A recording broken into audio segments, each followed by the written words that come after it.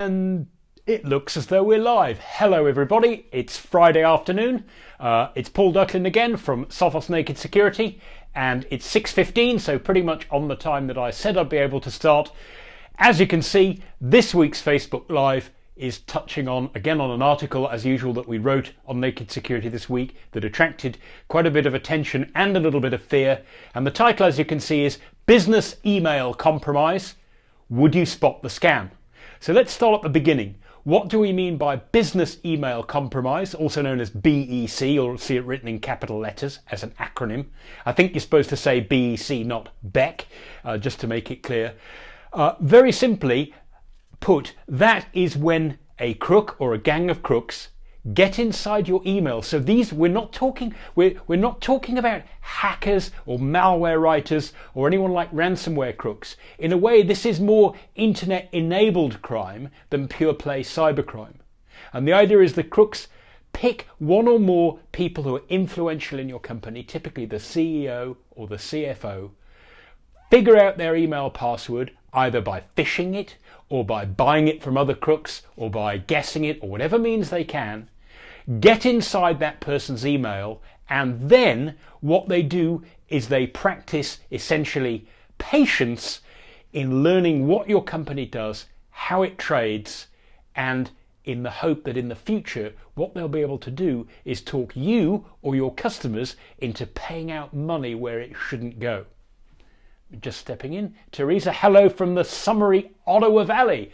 Hello Teresa, welcome back. Didn't see you last week, so I'm glad you're having summer, and glad to have you back. Thanks for coming. So as you know, we're talking about business email compromise. A crook gets into your network, typically CEO or CFO or somebody who is in a position of influence, so that A, they know what's going on in the company, what deals are coming up, and B, they have the influence to tell other people in the company what to do. For example, we've changed banks, now you're going to start paying money into now you're going to start receiving or paying out money in different ways through different providers or to different people. So they're supposed to be on top of all the deals, and the idea is the crooks will sit around watching inside that person's email. And these crooks, they're not like ransomware crooks who will survey your network, work out what they're going to do, and then attack all at once in one big splat.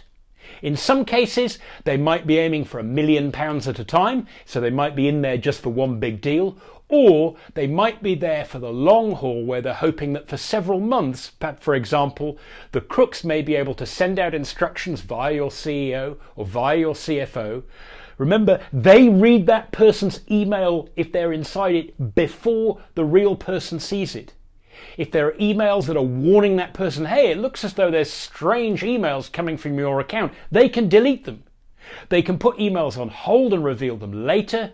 They can use that information, in other words, to learn how your company works, to learn the terminology you use. They can copy and paste email text, in other words, manners of speaking from earlier emails, so they don't even have to make grammatical or spelling mistakes. They can even learn to talk exactly like your CFO or your chief financial officer, your chief accountant, because they can actually go in and borrow emails from before saying, hi, whoever you are, as you know, last month we were paying through the old bank limited, now we're going to be using a new provider, here's the bank account number, and so forth.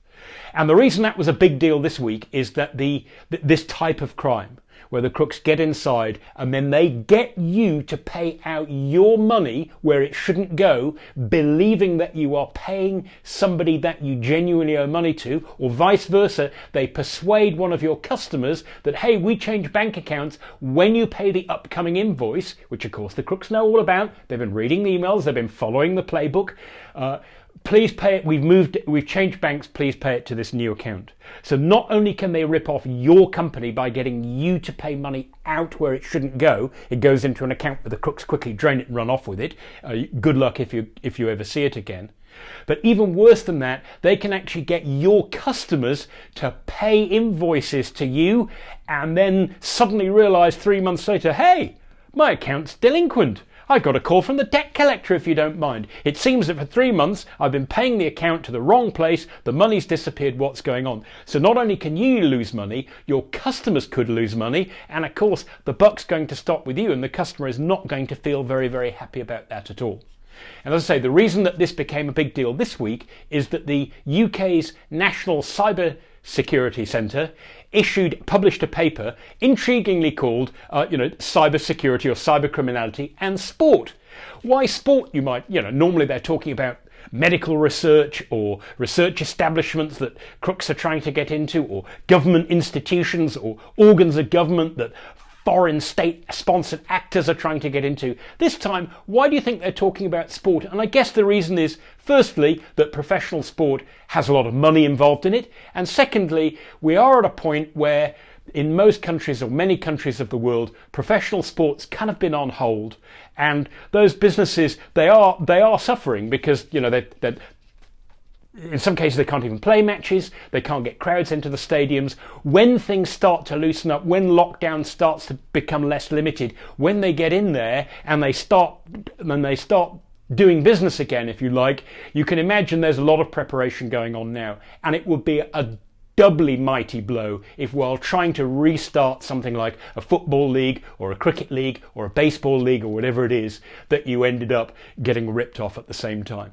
So it was a good indication that cybercriminality isn't all about government institutions, research establishments and so forth. It's also about industry sectors that can fall victim to possibly significant crimes. Just have a look at the comments. Maria, hello from Rio. Welcome back, Maria. Good to have you again. And Teresa, hello from Otto, already said that. Now, in this case, it turned out that there was a crime that nearly happened against an English Premier League football club. They had a $1 million fee to pay for player transfer. That's how much money we're talking about. And the crooks have been sitting in the network for ages, and it seems that they almost got away with getting that £1 million transfer fee paid not to the club that the player was coming from, but to an account owned and operated by the crooks. Teresa, does Sophos still provide those free spot the fish quizzes that we can share with our users? That's a good question, actually, Teresa. I used to do those ages ago when I was at Sophos Australia. We haven't done one for a while, but you will see if you follow at Naked Security or at Sophos on social media. We often do provide tips and stuff like that, which give you idea of what fishes look like. Also, if you go to the Sophos website and search for Sophos, I can't even say the company name now, Sophos Fish Threat. That's a product we have that can test out your users so that they make their mistakes when it doesn't matter rather than when the crooks are on the other end of the line. You'll find some useful information there and some hints about the kind of things, the kind of ways that fishes look like. Another thing we do is every now and then on Naked Security, when we receive a fish that we thought was kind of rather convincing, we'll dissect it, we'll take it apart, we'll analyze it, and we'll go through all the stages. What would happen if you click here? What would happen if you click there? Where does the password go if you put it in? And we'll do all that so you don't have to. So keep your eye on Naked Security. Also, we don't get a quiz or a competition. What we will do is we'll show you what real world fishes look like right from beginning to end, because it is tempting to have a look yourself, and I don't want to recommend that people do that because you could put yourself in harm's way. Okay, so we had this UK Premier League club. They paid out £1 million. They actually tried to send it to the wrong account because the crooks had been watching, and they said the right thing at the right time. These guys, they aren't really cyber criminals. They're more like confidence tricksters, and they absolutely have the gift of the gab. And from learning how your company communicates and the sort of things you do and say and the way that the company operates, from reading a top person's email for some considerable time, it's fairly easy for them not only to make what they're saying believable, but also if somebody comes back saying, "Are you sure? Is this real? This sounds like a hoax," they've got the gift of the gab to mollify people or even to threaten them and get them to back off if they think that somebody's onto them and might get in the way. Now, in this case, the £1 million was saved because the bank treated the transaction as suspicious. The bank suddenly realised that the account it was going to had some connection with previous fraudulent activity. They freeze the transaction and they checked back with the club, and the money was safe. But it was that close to £1 million going to the wrong place. Now, if you were quick, you might get the money back, but if the crooks have moved it into an account that they set up for that purpose, then they move it somewhere else, then they extract it from that account, close down the accounts and run, they're £1 million to the good, and unless and until law enforcement actually figure out who they are so they can go and get them and arrest them, if they can, for whatever the country they're in, then they're kind of home free with that £1 million. So the burning question is, if someone were inside your email, if someone had been reading and learning all about you for several weeks, maybe even for months, if they knew who you talked to and how you spoke to them and what big deals were coming up and how much money was involved, if they had all that information sorted out, if you received an email from someone in your company, in a position of authority, would you spot it if it didn't actually come from them but came from one of these crooks? That's the burning question. And I want to get on to giving you some tips about how you can deal with that kind of thing, make it less likely for it to happen in the first place, and tips for how you can spot it and stop it if it does. Oh, Teresa's asking if it's possible that a C-level's email at CEO, CFO has been compromised, should we be advising them to change passwords it says CMO, I presume on a regular basis?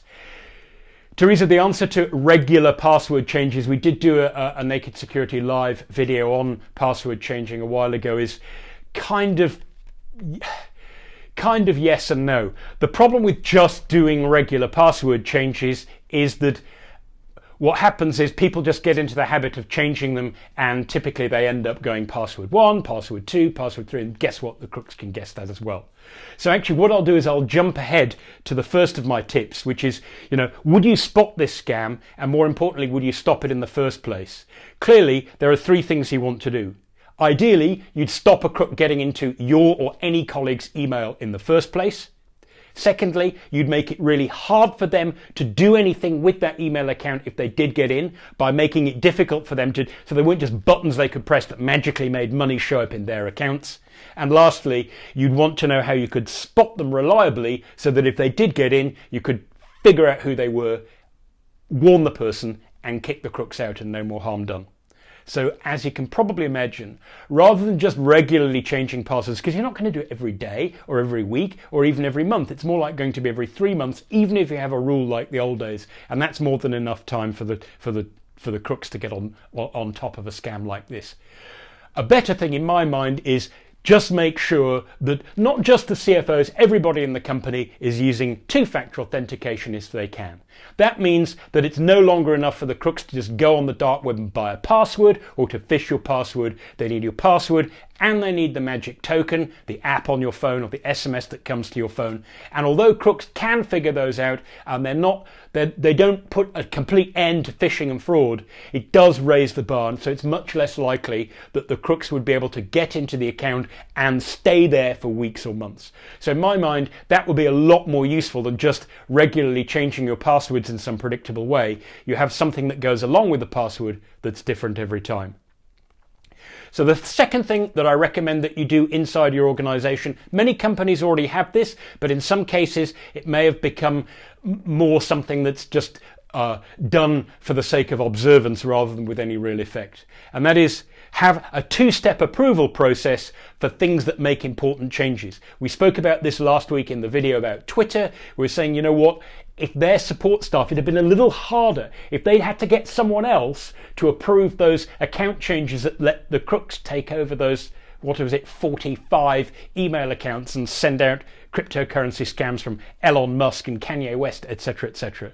If Twitter had had those 2 steps, which were 2 different departments with 2 independent teams working in independent ways to authorize something significant. If you do something similar for things like bank account changes, you will make it not just doubly hard, but probably 4 times or 9 times or 16 times as hard for the crooks, because they won't just need the gift of the gab and knowledge about how one part of the company works, but also about how another part works. And by having 2 separate procedures that must be followed, it would be much less likely that even a CFO who was in a giant hurry would be able to persuade both those people to bypass procedure, to introduce new rules and regulations at a whim. So sometimes having that procedure that slows things down a little bit, that requires an authorization to go ahead in a controlled way by people who aren't just clicking buttons that say, yeah, you filled in all the forms correctly, I'll authorize that for you to sign it off. But actually another lot of people who are looking at this from a completely different direction, looking for other clues that it might be a scam, you do make it very much harder for the crooks. The third thing, which is something that I mentioned last week as well about in the case of the Twitter scam that went ahead, is that even though the crooks are inside your CEO or your CFO's email, even though they've got a very good chance of being able to emulate the way that person speaks by copying and pasting from previous emails, they're still, of necessity, to perpetrate these scams, they have to feed people a pack of lies. So whatever they're saying, there are falsehoods in there, and it's very likely that while they're trying to talk up these falsehoods, that they will make mistakes that are much more obvious than they realise. So don't let that go amiss. If they use incorrect terminology, if they refer to, oh, as you remember in the past, but they get some details wrong and you realise it, don't let them get away with it. If they make mistakes, make them pay for it, because it's a great way of catching people out. And the last thing that I want to mention, because this isn't just relevant to business email compromise, it's relevant to all sorts of scams that go on via all sorts of messaging systems, whether it's WhatsApp, telephone calls, SMS, Twitter, Instagram, but also, of course, email, is if you are suspicious of a message that you have received via one medium, say via email, resist using email or anything in any information in the email to go back and check with the person, hey, is it really you? Because as you can imagine, A, you're tipping off the crook that you're probably almost onto them, and B, the crook gets to reply saying, yes, of course it is, and feeds you the information that you want to hear. Have a quick check.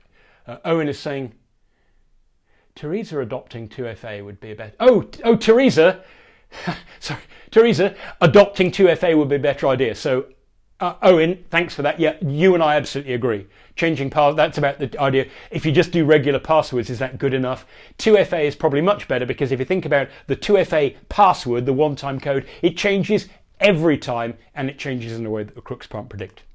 So back to this last tip, and this you can use throughout your digital life. So I'll just reiterate it. The deal is that if somebody phones you up, and you think, I wonder if that was and the number looks right, but I wonder if somebody else picked up their phone. If you phone back, the person knows that you've called them back and they're able to continue the lie. On the other hand, if you find another way to contact the person or the company that you think is sending out fraudulent emails, then firstly, you don't tip the crooks off, and secondly, you've got a much better chance of actually contacting the real person. Because after all, if you think a message is fraudulent and it came from a real account but with a crook sending it, then replying doesn't help at all. So in other words, if your theory is correct, that you were right to be suspicious about the email, then replying it to is exactly the wrong thing to do. So typically when you're dealing with other companies, there are many ways that you can much more reliably find out a way to contact them. We've spoken about this, like if you think you've been defrauded or you've gone through some been phished with your credit card, then don't use anything that you find online or that's lying around in recent messages or emails to find a number to call the bank. There's almost certainly one on the back of your card. It was printed there when the card blank was made. It's been in your wallet for ages. It pre-exists the phish. It's almost certainly going to be right. So if you need to contact somebody to find out if something is fraudulent, don't reply to the crooks. And with business email compromise, this is where these sort of sociopathic gift of the gab crooks are really brilliant. Firstly, they will make sure that the real person who owns the account doesn't see those emails. They will selectively delete emails out of the account that make it look as though somebody's onto you. They will, of course, reply to that person saying, no worry, and they'll give a glib explanation that everyone will love to believe. And then, of course, they'll go in and they'll delete that email from the sent box, from the out box. So the owner of the email account, if they get suspicious and they go and think, I wonder if somebody's been sending emails in my name, they go and look in their outbox, they won't see the emails that the crooks have sent, because the crooks are smart enough to remove them and to leave behind exactly what the person expects to see. So just run through the tips again before I finish. Use 2FA because it makes passwords alone much less useful for crooks to get in and live amongst your email and learn all about you and your company. Secondly, have a two-step approval process for things that could involve significant embarrassment or cost to the company, like switching bank account numbers, changing passwords on accounts, adding users to new accounts and so forth. Make it a little bit difficult for yourselves, and you'll make it very, very, very much more difficult for the crooks, because they won't be able to just use one person's email account to trick everybody. Thirdly, if the crooks do make a blunder, if they send one of these fake emails and it does have some giveaway in it, you think, you know what, the CFO would never ever use that term because it's just not them. Something's wrong here, then raise the alarm because that matters. And lastly, when you come to raise the alarm, don't use the messaging medium by which the message originally arrived, otherwise you're just tipping off the crooks that you're onto them. And you will probably get a response that sets your mind at rest, and guess what? The person who's supposed to see it and get warned will not see it at all. So lastly, Rick. Oh, it is Summer here. Hello from Nepean. Summer? Yeah, really? Oh, is it summer here? I guess it's not. It depends which Nepean you mean. I presume you mean the Nepean River, which I believe separates the Sydney Basin from the Blue Mountains. That's what I'm guessing. So hi and thanks for joining. So there were my tips, folks. I have in fact finished. Just wanted to give a shout out to our last commenter. Please be safe out there, and remember, with business email compromise, these crooks really have the gift of the gab. This is what they do for a living all the time. They sometimes make absolutely enormous amounts of money. They're not after $1,000 payments or $300 payments. They're after hundreds of thousands or millions of dollars. And sometimes with some companies, they can keep it going for ages, because until you notice, you might be paying the money and you might not realize until some red flag gets raised way down the line when an account becomes delinquent or something like that. So stay safe out there, folks, and watch out for criminals inside your email. And if you find them, get your IT department to kick them out as soon as you possibly can. So thanks for listening, and until next time, stay secure.